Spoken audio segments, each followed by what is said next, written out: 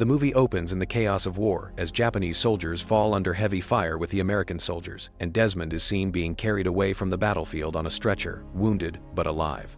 16 years earlier, Desmond's father, Tom, a World War I veteran haunted by trauma, visits the grave of his fallen friends to grieve. Meanwhile, his two sons, Desmond and Harold, were having a good time together, running and hiking. When Tom returns home, he finds his sons locked in a violent fight.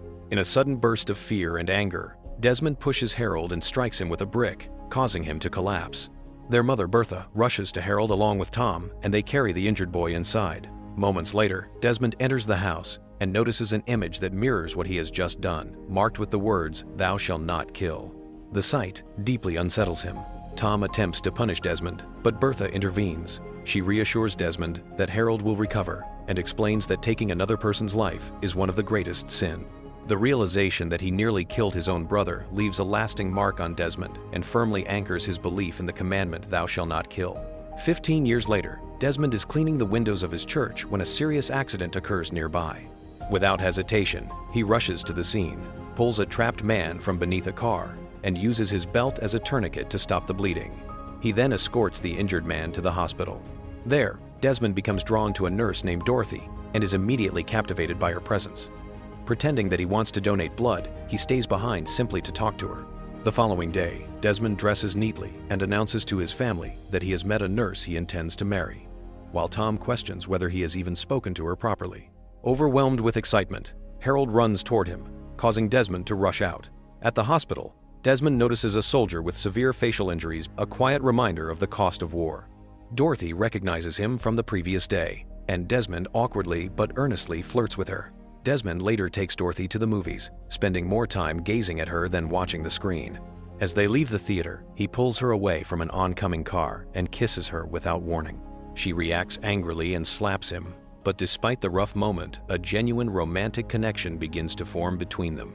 One evening at Desmond's home, the family is having dinner when Harold arrives wearing a military uniform, having enlisted in the army. Bertha objects, insisting that it is wrong to take another person's life. Harold argues that war is about protection, not killing, and that the country needs men. Tom responds bitterly, describing the brutal reality of being torn apart in battle and left to die. Overcome with emotion, Tom orders Harold to leave. Later, Desmond drives Dorothy to the hospital and tells her that he has decided to enlist as well. He explains that he cannot remain behind while others fight on his behalf. Dorothy strongly objects, but Desmond insists that he plans to serve as a medic, believing he can save lives without taking any. In that moment, he asks her to marry him, and she accepts immediately. Desmond later meets Tom at the graveyard, where Tom shows him the graves of 3 childhood friends he enlisted alongside, all now dead. He admits he cannot bear the thought of visiting his own son's grave someday. Desmond tells him that he has already enlisted, explaining that everyone is answering the call. Tom argues that Desmond is not like everyone else, and warns him not to repeat his mistakes. Desmond explains again that he will serve as a medic and admits that he could not live with himself if he did nothing. Tom is devastated by his son's decision. On the day of departure, Dorothy comes to see Desmond off at the train station. Dorothy rushes to the window and hands him her Bible, urging him to keep it with him at all times. As the train pulls away, Desmond opens the Bible and discovers a photograph of Dorothy inside, a final reminder of the life and love he is leaving behind. At the base, Desmond enters a crowded barracks filled with new recruits. A soldier named Randall shows him his bunk and introduces himself, and the mood at first is welcoming. A loud and confident soldier known as Grease stands up, formally introducing Desmond to the rest of the platoon. He notices Desmond's Bible, takes it briefly, and compliments it, drawing curious attention from the others. Moments later, the corporal sounds the alarm, and the men scramble into formation. In the chaos, Krasinski drives a knife into Smitty's foot as a cruel prank. Smitty bites back his pain, unable to pull it out before Sergeant Howell storms into the room. Howell surveys the soldiers and singles out one man, Walker, mocking his appearance before giving him the nickname Ghoul. As Howell walks past Smitty, he notices something is wrong and demands an explanation. Smitty claims it was an accident and refuses to identify who threw the knife. After a tense pause, Krasinski steps forward and admits responsibility. Howell confronts Krasinski, mockingly asking where in India he is from. When Krasinski answers that he is Polish, Howell exaggerates strange accents, turning the exchange into crude humor. Desmond cannot help but laugh, drawing Howell's attention. Howell turns on Desmond, ridiculing his thin frame and ordering the corporal to pull him from certain strength exercises.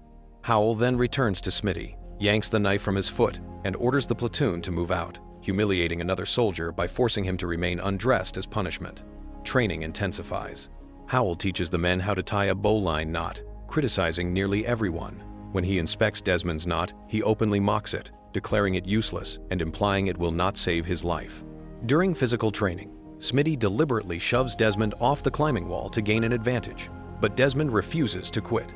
Despite the setback, he pushes himself harder than the rest and still reaches the finish line first. The next phase introduces firearms. Rifles are distributed one by one until only one remains. Desmond refuses to take it. Howell sarcastically asks if Desmond dislikes the color, but Desmond calmly explains that he was clear from the beginning that he cannot touch a gun or carry a weapon. Desmond is taken to Captain Glover's office with Howell. Glover demands an explanation, and Desmond admits there has been a misunderstanding. Glover sharply corrects him, stating that the Army does not make mistakes. Desmond explains that he volunteered willingly, has no issue wearing the uniform, saluting the flag, or obeying orders, but he cannot take a human life or carry a firearm. He insists he joined to serve as a medic. Glover asks if there are any other accommodations Desmond expects. Howell adds sarcastically that Desmond also refuses to work on Saturdays. Desmond explains that he is a Seventh-day Adventist. Glover mocks the belief, joking that they should inform the enemy not to attack while Desmond is praying. He makes it clear that as long as Desmond is under his command, he must follow orders. Attempts to discharge Desmond on psychiatric grounds are denied, as his beliefs are not considered mental illness. Back on the training field, Howell openly turns the platoon against Desmond. He announces that Desmond believes in no violence, refuses to touch a gun, and is a conscientious objector who would hesitate on the battlefield. Desmond tries to defend himself, insisting he would save lives, but Howell silences him. Smitty escalates the harassment by snatching Desmond's Bible and calling him a coward. He punches Desmond and dares him to fight back. Even when Smitty presents his face, Desmond refuses to retaliate. Smitty then pulls Dorothy's photograph from the Bible and forces Desmond to beg for it, humiliating him in front of the entire platoon and cementing his reputation as weak in their eyes. Glover tells Howell that he wants Desmond gone. Since his beliefs do not qualify as mental illness, they instead assign him brutal labor, hoping to break him. One night, Desmond is beaten by fellow soldiers. When Howell questions him about the attackers, Desmond refuses to name anyone. His silence, rather than earning sympathy, unexpectedly begins to earn respect. After basic training, the unit is granted leave. Desmond is denied permission because he is not rifle qualified. He explains that he is supposed to be married that afternoon. Colonel Sangston intervenes, stating that higher command has ruled Desmond may serve as a combat medic if he completes all other training requirements. Sangston offers to sign his furlough if Desmond will simply touch a rifle. Desmond refuses again, choosing principle over personal happiness. He is arrested for insubordination. At the church, Dorothy waits in her wedding dress as guests gather. A priest approaches her and gently suggests that Desmond may have lost his nerve. Dorothy refuses to believe it, insisting Desmond would never abandon her. Eventually, the ceremony is canceled. In jail, Captain Glover visits Desmond and challenges his beliefs one last time. He asks what Desmond would do if a Japanese soldier attacked him while one of his own men lay wounded. Desmond answers that he would give his life to protect his comrades. Glover coldly replies that wars are not won by sacrificing oneself, leaving Desmond alone with his faith, his convictions, and the cost of standing by them. Captain Glover allows Dorothy to visit Desmond in custody, hoping she can persuade him to abandon his stance. When they see each other, they embrace tightly, both struggling to hold back emotion. Dorothy pleads with him, begging him to simply pick up the gun and pretend, even if it means only holding it for appearance. Desmond refuses, explaining that doing so would betray everything he believes in. He tells her he knows he is not the kind of man she imagined marrying. Dorothy stops him and says she chose him precisely because he was different, because he stood for something no one else did. Fearing the consequences, Dorothy contacts Desmond's parents. She explains that no matter what, Desmond will lose if he continues fighting the army. They advise that he should plead guilty so he can be released without charge. If he resists, they warn, he could be sent to prison. Determined to help his son, Tom goes to the United States Department of State and asks to see General Musgrove. The secretary tells him the general is in a meeting and unavailable. Tom calmly instructs her to tell Musgrove that Tom fought with him in France and once served as his captain. The secretary hesitates, then delivers the message. At the military tribunal, Desmond is expected to plead guilty. Instead, he tells the judge that he has changed his mind. The judge confirms that Desmond disobeyed a direct order from Colonel Sangston. Desmond admits that he did. The judge then asks why he is so determined to refuse carrying a weapon. Outside the courtroom, Tom arrives but is denied entry because he lacks authorization. Desmond explains that when the Japanese attacked Pearl Harbor, the United States was pulled into the war. He took it personally. Everyone he knew was joining the fight. He himself had a job at a defense plant and could have taken a deferment, remaining safe at home. He could not live with the idea of other men fighting and dying while he did nothing. He says he needed to serve, but in his own way. He chose to be a medic so that while others were taking lives, he would be saving them. The court prepares to sentence him, finding him guilty of the charges. Suddenly, Tom bursts into the courtroom with a letter from General Musgrove. The letter states that Desmond's pacifism and religious convictions are protected under the United States Constitution. With no choice, the colonel drops all charges. Tom leaves before Desmond can thank him. Overwhelmed, Desmond asks Dorothy to tell his father that he loves him. Later that day, Desmond and Dorothy are finally married. They share a moment of happiness before the war pulls him away once again. Desmond's unit is deployed to Okinawa, where they are assigned to take and secure Hacksaw Ridge. As they arrive, a truck loaded with dead soldiers drives past them. The sight drains the color from their faces, a grim reminder of what awaits above. They take shelter in a damaged building where exhausted soldiers from the front line stumble in. These men are reassigned under Captain Glover's command. Desmond reunites with Irv, who explains that only 3 medics remain: himself, Desmond, and Paige. New soldiers ask what it is like up on the ridge. The veterans tell them they have climbed it 6 times, and 6 times they have been driven back. They describe the enemy as relentless and merciless. Irv tells Desmond to remove the white armband that marks him as a medic, warning that Japanese soldiers target medics first. He hands Desmond a helmet instead. Artillery strikes pound Hacksaw Ridge, clearing a path. Under Glover's orders, the men climb the steep face and move forward, stepping past bodies of soldiers who were brutally killed. The area falls silent as they cautiously advance. Suddenly, a soldier trips over a body. Instantly, enemy fire erupts from hidden positions, cutting down men before they can react. Desmond rushes to aid Jack, who has been shot. Chaos spreads as bullets tear through the line. Smitty uses a fallen soldier's body as a shield while firing forward. Howell orders the men to push ahead, and they return fire, killing several Japanese soldiers. Smitty hurls a grenade toward the enemy positions. A Japanese soldier lunges at Smitty, but Desmond intervenes. The enemy tackles Desmond to the ground, and just before he can strike, Smitty shoots the attacker. Amid the carnage, Desmond finds Ralph, whose legs are severely wounded. Irv urges Desmond to give him morphine, insisting he will not survive. Ralph begs Desmond not to leave him behind. Refusing to give up, Desmond drags Ralph toward the cliff edge so he can be lowered to safety, ignoring warnings that the effort is pointless. The Japanese gain the advantage from a fortified bunker. Howell orders Gould to approach it with explosives, while Smitty provides cover. Gould reaches the bunker, but an explosion knocks him unconscious. Without hesitation, Smitty takes the charge, runs forward under heavy fire, and throws the explosive into the bunker. The blast shatters the enemy position, allowing American forces to surge forward. Brutal close combat follows as soldiers fight at point-blank range. As the fighting continues, Desmond returns to Gould and pulls him to safety. For a brief moment, the Americans gain control of the ridge. Exhausted and shaken, the unit pauses to regroup before advancing further. While others prepare to rest, Desmond insists on staying behind to search for more wounded. After everything they have endured, Smitty quietly agrees to go with him. After saving wounded soldiers together, Desmond and Smitty rest inside a shell crater. In the quiet moment between battles, Smitty admits he was wrong to doubt Desmond's courage. Desmond finally explains the origin of his refusal to carry a weapon. He nearly shot his drunken father when he threatened his mother with a gun. The memory never left him, and from that day forward, he vowed never to take a life. By morning, Japanese forces surge out of hidden tunnels in overwhelming numbers. American soldiers are cut down as the enemy overruns their positions. Captain Glover orders a retreat and urgently radios the Navy for artillery support, knowing they cannot hold the ridge any longer. As the unit falls back under heavy fire, Howell is shot. Hollywood rushes to help him and is wounded as well. Irv is also hit. Desmond tries to give Irv plasma, but Irv insists it be used on another soldier nearby. Desmond agrees, but the plasma is destroyed by a stray bullet before it can be used. Nearby, Smitty attempts to reach cover, but is fatally wounded.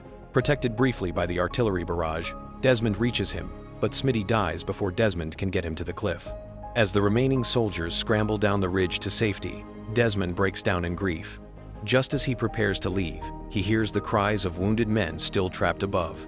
He steadies himself and turns back. Below the ridge, Glover asks how many men made it down. The answer is 36. Glover leaves 2 soldiers stationed at the base of the cliff as the others withdraw.